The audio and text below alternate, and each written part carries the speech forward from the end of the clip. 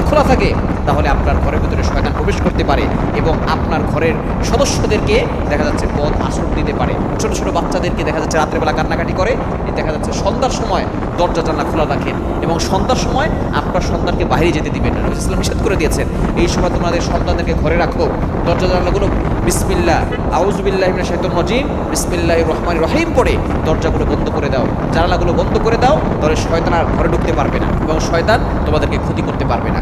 এজন্য এক নম্বর ক্ষতি হচ্ছে শয়তানের বদ আসর করে যেতে পারে যদি আপনার দরজা এবং জানলা খোলা রাখে।